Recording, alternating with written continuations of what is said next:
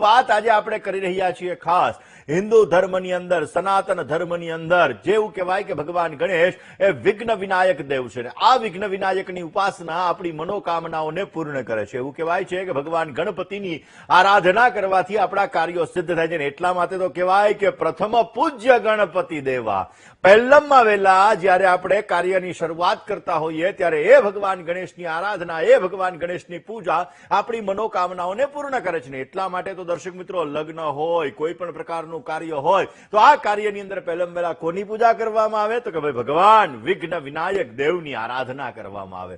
અને દર્શક મિત્રો, એ જ વિઘ્ન વિનાયક દેવની પૂજા કરવાથી આપણા જીવનની અંદર આવતી દરેક પ્રકારની બાધાઓ, દરેક પ્રકારની સમસ્યાઓ દૂર થાય છે અને આપણા જીવનની અંદર વિશેષ આપણને લાભ મળી શકે છે. દર્શક મિત્રો, તમારા કામમાં જો વારંવાર રૂકાવટો આવતી હોય, વ્યાપારની અંદર હાનિ આવતી હોય, વ્યાપારની અંદર સમસ્યા આવતી હોય, તમારી મનોકામનાઓ પૂર્ણ ન થઈ રહી હોય તો અવશ્ય ભગવાન ગણપતિની આરાધના કરવાથી, ભગવાન ગણપતિના મંત્રના જપ કરવાથી અવશ્ય આપણે દરેક પ્રકારના કાર્યો સિદ્ધ થાય છે. એટલા માટે દર્શક મિત્રો, આપણા જીવનની અંદર એટલે કે મનુષ્ય જીવનની અંદર સંઘર્ષ, એ જીવનની અંદર ઘણા બધા સંઘર્ષો આવતા હોય છે અને વ્યક્તિ પોતાના સંઘર્ષોથી જ પોતે આગળ વધતો હોય છે અને એ આગળ વધી પોતાના જીવનની અંદર દરેક પ્રકારની સમસ્યાઓને દૂર કરતા હોય છે. દર્શક મિત્રો, એટલા માટે જ્યારે આ વિઘ્ન વિનાયક દેવની ઉપાસના કરવાથી આપણા વિઘ્નો દૂર થાય છે, આપણી સમસ્યા દૂર થાય છે, આપણા જીવનની અંદર એ ભગવાન ગણપતિની આરાધના આપણને શ્રેષ્ઠ કાર્યોને સિદ્ધ કરાવે છે. એટલા માટે દર્શક મિત્રો, કેવી રીતે આ ભગવાન ગણેશની ઉપાસના કરવી, કયા ઉપાયો આપણે ભગવાન ગણેશના કરવા કે એના દ્વારા આપણી અલગ અલગ પ્રકારની સમસ્યાઓ દૂર થઈ શકે, એ વિષય ઉપર જ આજે આપણે ચર્ચા કરવાના છીએ. દર્શક મિત્રો, ખાસ કરીને જે વ્યક્તિની કુંડલીની અંદર બુધ નબળો હોય, જેનો બુધ મીન રાશિની અંદર હોય, જેનો બુધ સૂર્યની સાથે અસ્તનો થઈને બિરાજમાન હોય, આવા વ્યક્તિઓના શરીરમાં દુર્ગંધ વધારે આવતી હોય છે અને આવા વ્યક્તિઓ આર્થિક સંકટથી પીડાતા હોય છે. એટલે ક્યાંક ને ક્યાંક પૈસા આવે અને જાય, પૈસા આવે અને જાય, આવી બધી સમસ્યાઓનું સર્જન થતું હોય છે. એટલા માટે દર્શક મિત્રો, કે જે વ્યક્તિનો બુધ નબળો છે, જેનો બુધ અસ્તનો છે, જેનો બુધ નીચસ્ત છે, આવા લોકોએ બની શકે તો દિવસમાં 2-3 વાર નાવું જોઈએ, બની શકે તો મીઠી સુગંધનો ઉપયોગ કરવો જોઈએ. આનાથી આવા વ્યક્તિઓનો બુધ મજબૂત થશે, આર્થિક સ્થિતિ મજબૂત થશે અને જીવનની અંદર આવતી સમસ્યાઓ અવશ્ય દૂર થતી જણાય છે. વાત દર્શક મિત્રો આજે આપણે કરી રહ્યા છીએ ખાસ ભગવાન વિઘ્ન વિનાયકની પૂજાની. ભગવાન વિઘ્ન વિનાયકની આરાધના કેવી રીતે આપણી મનોકામનાઓને પૂર્ણ કરે? આમ તો દર્શક મિત્રો, મંગળવાર અને બુધવાર આ બે વારે ભગવાન ગણપતિની પૂજા કરવા માટે ઉત્તમ દિવસ છે અને એટલા માટે દર્શક મિત્રો, ખાસ કરીને ભગવાન વિઘ્ન વિનાયક, ભગવાન સિદ્ધિ વિનાયકની ઉપાસના બુધવારના દિવસે કરવામાં આવે, મંગળવારના દિવસે કરવામાં આવે તો અવશ્ય આપણા કાર્યોને સિદ્ધ કરે છે. હવે દર્શક મિત્રો, આપણે વાત ગણપતિ મહારાજની કરી રહ્યા છીએ તો એ ગણપતિ મહારાજની ઉપાસના જ્યારે આપણે કરતા હોઈએ ત્યારે પૂર્ણ શ્રદ્ધાપૂર્વક, પૂર્ણ ભાવપૂર્વક આપણા જીવનની અંદર સાત્વિક રહી અને જ્યારે આ ગણપતિ મહારાજની, એ દુંદાળા દેવની આપણે આરાધના કરીએ છીએ તો એ દુંદાળા દેવ આપણી મનોકામનાઓને પૂર્ણ કરે છે અને આપણા જીવનની અંદર આપણને સમૃદ્ધિ વરદાન આપે છે. રિદ્ધિ સિદ્ધિના દાદા, લાભ અને શુભના પિતા એવા ભગવાન ગણેશની ઉપાસના આપણી મનોકામનાઓને અવશ્ય પૂર્ણ કરે છે. હવે દર્શક મિત્રો, વાત લગ્નની, કારણ કે ભવિષ્ય દર્શન કાર્યક્રમની અંદર 70 થી 80% ફોન કોલ્સ એ લગ્ન માટે આવતા હોય તો આ વિઘ્ન વિનાયકની પૂજાથી કેવી રીતે તમારા લગ્નની અંદર આવતી બાધાઓ દૂર થઈ શકે, એ વિષય ઉપર આપણે ચર્ચા કરીએ. દર્શક મિત્રો, આજે આપણે વાત ગણપતિ મહારાજની કરીએ છીએ તો વિઘ્ન વિનાયક દેવ કેવી રીતે તમારા લગ્નમાં આવતી બાધાઓને દૂર કરશે. દર્શક મિત્રો, ગણેશજી ભગવાન, એને સિંદૂરનો જો શણગાર કરવામાં આવે, કારણ કે જે વ્યક્તિના લગ્ન ન થતા હોય, લગ્નની અંદર સમસ્યાઓ આવતી હોય, લગ્નની અંદર તકલીફો આવતી હોય તો આવા લોકો, જો એમાંય બહેનો હોય તો બહેનો ભગવાન ગણપતિના ચરણ કમલની અંદર જો સિંદૂરનું તિલક કરે અથવા સિંદૂર અર્પણ કરે તો અવશ્ય સારો લાભ મળે છે. પુરુષો મસ્તકની અંદર ભગવાન ગણપતિને જો સિંદૂર લગાડે તો એનાથી પણ વિશેષ માત્રામાં સારા લાભ મળે. અને આ જ્યારે ભગવાન ગણપતિની આપણે પૂજા કરતા હોઈએ ત્યારે વિઘ્નેશ્વરાય વરદાય સુરપ્રિયાય લંબોદરાય સકલાય જગદ્વિતાય નાગાનનાય શ્રુતિ યજ્ઞ વિભૂષિતાય ગૌરી સુતાય ગણનાથ નમો નમસ્તે. એ ભગવાન ગણપતિનું ધ્યાન કરી, એ ભગવાન ગણપતિને સિંદૂર અર્પણ કરી, પીળા કલરના ફૂલ અર્પણ કરી, પીળા કલરનું ચંદન અર્પણ કરીને ભગવાનને પ્રિય મોદક પ્રિયા, અને એટલા માટે ભગવાનને લાડુ અર્પણ કરવાના. પીળા કલરના ભગવાનને લાડુ અર્પણ કરી, પીળા કલરની અંદર ખાસ કરીને ભગવાનનું આસન જ્યારે આપણે અર્પણ કરી દીધું હોય, ભગવાનને પીળા કલરના મોદક આપણે અર્પણ કરી દીધા હોય, તો આ બધી વસ્તુઓ અર્પણ કર્યા પછી ભગવાન વિઘ્ન વિનાયક પાસે આપણે એક મંત્ર દ્વારા પ્રાર્થના કરવાની કે મારા લગ્નની અંદર આવતી બાધાઓ, મારા લગ્નની અંદર આવતી સમસ્યાઓ, મારા લગ્નની અંદર આવતી તકલીફો તમે દૂર કરજો. 90-99% જે મારા લગ્નની અંદર સમસ્યાઓ આવે છે, હે ભગવાન ગણેશ, હે વિઘ્ન વિનાયક દેવ, તમે દૂર કરજો. ને એટલા માટે કયા મંત્રનો જપ કરવાનો? ઓમ વિઘ્નહર્ત્રે નમઃ, ઓમ વિઘ્નહર્ત્રે નમઃ.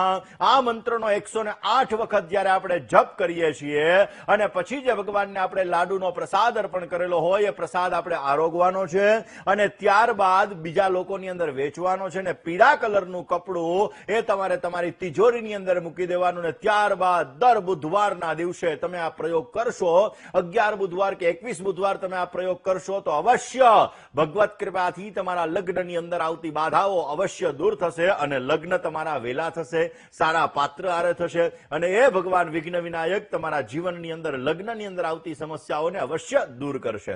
દર્શક મિત્રો, ભગવાન વિઘ્ન વિનાયકની ઉપાસના આપણા દરેક પ્રકારના કાર્યોને સિદ્ધ કરે છે. ઘણા લોકોને સંતાન સંબંધિત પણ સમસ્યાઓ રહેતી હોય છે, ઘણા લોકોને નોકરીને લગતી સમસ્યાઓ પણ રહેતી હોય છે. તો દર્શક મિત્રો, સંતાનને લગતી સમસ્યા છે તમારા જીવનની અંદર ઘણી બધી, તમારા લગ્નને ઘણા વર્ષો થઈ ગયા છતાં પણ સંતાન નથી થઈ રહ્યું, તમારું બાળક તમારા કયામાં નથી, તમારું બાળક તમારું માનતું નથી, તો એમાં પણ આ ભગવાન ખાસ કરીને ગણપતિની આરાધના, આ દુંદાળા દેવની પૂજા તમારી મનોકામનાઓને પૂર્ણ કરે છે. દર્શક મિત્રો, ખાસ કરીને એવું ઘણી વખત બનતું હોય છે કે ઘણી વખત જ્યોતિષીઓ અથવા તો ઘણા ડોક્ટરો એમ કહી દે કે હવે આને સંતાનનો યોગ નથી, પણ પ્રભુ રાખે અને કોણ ચાખે. અને એટલા માટે જ્યારે ભગવાનની કૃપા થાય ત્યારે એવા વ્યક્તિઓને સંતાનની પ્રાપ્તિ થતી હોય છે. મેં ઘણી બધી વખત એવી વસ્તુ જોઈ છે કે ઘણા લોકોને સંતાન ન થતા હોય, અમુક એજ થઈ ગયો હોય અને પછી ભગવત કૃપાથી એના જીવનની અંદર ક્યાંક ને ક્યાંક સંતાનની પ્રાપ્તિ થાય છે. તો દર્શક મિત્રો, તમારી ઉંમર થઈ ગઈ છે છતાં પણ ક્યાંક ને ક્યાંક તમારે સંતાન નથી થઈ રહ્યું અથવા સંતાન સુખ નથી મળી રહ્યું, તો એના માટે કયા ઉપાયો કરવા?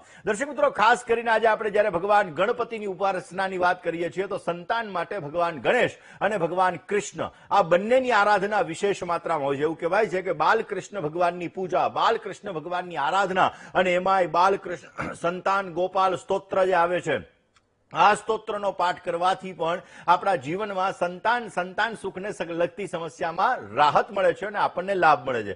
પણ દર્શક મિત્રો, આજે આપણે વાત ગણપતિની કરીએ છીએ તો ભગવાન ગણેશની પૂજાથી કેવી રીતે તમને સંતાન સુખ મળી શકે, કેવી રીતે તમને સંતાનની પ્રાપ્તિ થઈ શકે, આ વિષય ઉપર દર્શક મિત્રો આપણે ચર્ચા કરવાની છે. ખાસ કરીને દર્શક મિત્રો, જ્યારે જોવા જઈએ તો આપણા જીવનની અંદર જ્યારે સંતાનને લગતી સમસ્યા હોય અને ભગવાન ગણપતિની પૂજાથી આપણે એ સમસ્યાને દૂર કરવી હોય તો કેવી રીતે કરી શકાય? બુધવારના દિવસે અને મંગળવારના દિવસે તમારે ભગવાન ગણપતિને ખાસ કરીને ફળની માળા અર્પણ કરવી જોઈએ. ઋતુ ફળ એમાં લેવાના, જે ઋતુ ચાલતી હોય એ મુજબના તમારે ફળ લેવાના, તમારી ઉંમર જેટલા, તમારી પત્નીની ઉંમર જેટલા તમારે ફળો લેવાના, એની તમારે માળા બનાવવાની અને એ માળા ભગવાન ગણેશને તમારે અર્પણ કરવાની. અને ત્યારબાદ સંતાન ગણપતિ સ્તોત્ર આવે છે, આ સંતાન ગણપતિ સ્તોત્રનો તમારે પાઠ કરવાનો. સંતાન ગણપતિ સ્તોત્રનો પાઠ કર્યા પછી તમારે ઓમ ઉમા પુત્રાય નમઃ, ઓમ ઉમા પુત્રાય નમઃ આ મંત્રના 108 વખત તમારે જપ કરવાના અને ત્યારબાદ તમારે ભગવાન ગણેશ પાસે સંતાન માટેની પ્રાર્થના કરવાની. ભગવાન ગણપતિને કહેવાનું કે જેવી રીતે તમે ઉમાના દીકરા છો એવી રીતે મારી ઘરે પણ કોઈ સંતાનની પ્રાપ્તિ થાય અને એટલા માટે સંતાન સુખ અને સંતાનને લગતી સમસ્યા દૂર કરવા માટે સંતાન ગણેશ સ્તોત્ર એ અવશ્ય તમારા જીવનની અંદર સંતાનને લગતી સમસ્યાઓ એ દૂર કરે છે. જે ફળની માળા તમે ભગવાન ગણપતિને અર્પણ કરી હતી એ ફળની માળા તમારા સ્તોત્રનો પાઠ થઈ જાય, મંત્રનો પાઠ થઈ જાય પછી તમારે સાંજના સમયે એ માળાને ઉતારવાની. નાના નાના ભૂલકાઓ હોય, નાના નાના બાળકો હોય, એ બાળકોને પ્રસાદી સ્વરૂપે તમારે ફળ આપવાનું. અવશ્ય એ બાળકોના અંતરના આશીર્વાદ અને ભગવાન ગણપતિની અનન્ય કૃપાથી તમારા જીવનની અંદર સંતાન અને સંતાન સુખને લગતી જો કોઈ સમસ્યા હશે તો આ સમસ્યા ભગવત કૃપાથી દૂર થશે અને તમને વિશેષ માત્રામાં સારો લાભ મળી શકશે. વાત દર્શક મિત્રો આજે આપણે કરી રહ્યા છીએ ભગવાન ગણપતિની આરાધનાની, કે ભગવાન ગણપતિની આરાધના કેવી રીતે તમારી મનોકામનાઓને પૂર્ણ કરે. દર્શક મિત્રો, અત્યારે ખાસ કરીને ઘણા લોકો લોકોને રહેવા માટે પણ ક્યાંક ને ક્યાંક સમસ્યા એટલે કે મકાનને લગતી સમસ્યા હોય. ઘણા લોકોને મકાન બનાવવામાં તકલીફ થતી હોય, ઘણા લોકો મકાન લઈ ન શકતા હોય, મકાન લેવામાં સમસ્યાઓનું સર્જન થતું હોય. તો આ બધા માટે પણ જો ભગવાન ગણપતિની આરાધના કરવામાં આવે, ભગવાન ગણેશની પૂજા કરવામાં આવે તો અવશ્ય તમારી આ સમસ્યા પણ દૂર થાય છે ને તમને વિશેષ લાભ મળી શકે છે. એના માટે તમારે શું કરવાનું? લાલ કલરની ફૂલની તમારે માળા લેવાની, ભગવાન ગણપતિને તમારે અર્પણ કરવાની. ભગવાન વિઘ્ન વિનાયક દેવને તમારે અર્પણ કર્યા પછી લાલ કલરના ફળ, લાલ કલરના વસ્ત્ર અને તાંબાનો સિક્કો તમારે સિદ્ધિ વિનાયક દેવને, ભગવાન ગણપતિને તમારે અર્પણ કરવાનો. અને ત્યારબાદ તમારે એક મંત્રનો જપ કરવાનો છે. ઓમ સર્વ સૌખ્ય પ્રદાય નમઃ, ઓમ સર્વ સૌખ્ય પ્રદાય નમઃ. આ મંત્રના મિનિમમ 108 વાર અને મેક્સિમમ 11 માળા તમે કરો, એનાથી તમારી મકાનને લગતી સમસ્યા આવશે તો આ સમસ્યા દૂર થશે. પછી તમારે શું કરવાનું? તાંબાનો સિક્કો છે લાલ કલરના વસ્ત્રની અંદર બાંધી અને તમારી પાસે તમારે રાખવાનો. 3 મંગળવાર સુધી તમારે આ પ્રયોગ કરવાનો છે.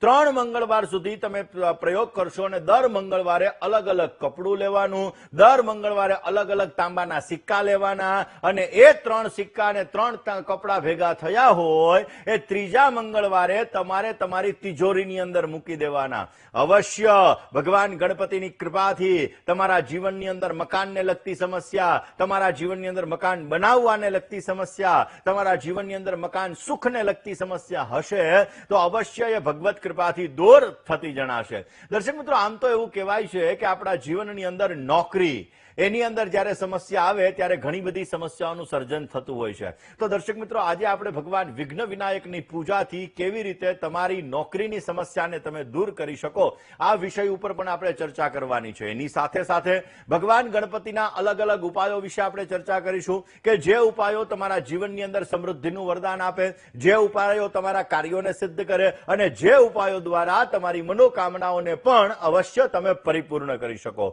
દર્શક મિત્રો, ખાસ કરીને ગણપતિ મહારાજને ક્યારેય પણ તમારે તુલસીના પાન અર્પણ ન કરવા જોઈએ. ભગવાન ગણેશને પ્રિય છે દુર્વા કેતા, ધ્રોકડ કેતા ધરો. તુલસી ક્યારેય ભગવાનને તમારે અર્પણ ન કરવા જોઈએ, કારણ કે ગણપતિ મહારાજ એ બુદ્ધિદાતા છે.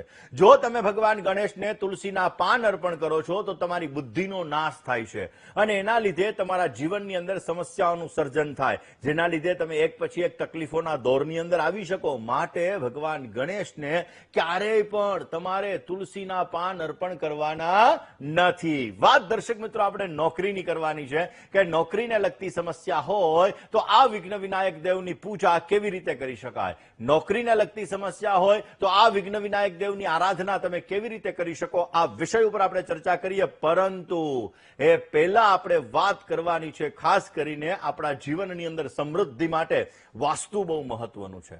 હવે દર્શક મિત્રો, આપણા ઘરની અંદર રહેલું વાસ્તુ આપણી દરેક પ્રકારની સમસ્યાઓને દૂર કરી શકે છે. ઘરની અંદર અલગ અલગ દિશાનું વિશેષ મહત્વ છે. ઈશાન, અગ્નિ, નૈઋત્ય, વાયવ્ય, પૂર્વ, પશ્ચિમ, ઉત્તર અને દક્ષિણ. હવે ઘણી બધી વખત દર્શક મિત્રો એવું બનતું હોય છે કે આપણે ફ્લેટની અંદર રહેતા હોઈએ તો એકાદ ખૂણો કપાતો હોય છે. હવે જે ખૂણો તમારો કપાતો હોય છે એ ખૂણાનો દોષ તમારા જીવનની અંદર તમને લાગે છે, એ ખૂણાના લીધે તમારા જીવનની અંદર સમસ્યાઓનું સર્જન થાય છે. હવે દર્શક મિત્રો, આપણે ખાસ કરીને ઘણા લોકો શું છે, ગણપતિ મહારાજને ઘરની બહાર લગાડતા હોય કે ભાઈ હાલો દરવાજાની ઉપર લગાડી દો. તો હવે સ્વાભાવિક રીતે ગણપતિની પીઠમાં દરિદ્રતા છે. હવે ગણપતિની પીઠમાં દરિદ્રતા છે એટલે તમે બહાર લગાડો તો દરિદ્રતા ઘરની અંદર આવે, એટલે બંને સાઈડ તમારે ગણપતિ લગાડવા જોઈએ. આમ તો મારી સલાહ એવી છે કે ક્યારેય પણ કોઈ પણ દેવતાને ઘરના દરવાજા ઉપર તમારે ન લગાડવો જોઈએ. હા, દરવાજાની એક્ઝેક્ટ અંદર આવો અને સામેથી કોઈ વ્યક્તિ આવે એને દર્શન કરી શકે એવી રીતે લગાડો તો એનાથી નકારાત્મકતા દૂર થાય છે, સકારાત્મકતાની પ્રાપ્તિ થાય છે. આપણા જીવનની અંદર બેસ્ટ રિઝલ્ટ આપણને મળી શકે છે. રોકાવું છે નાનકડા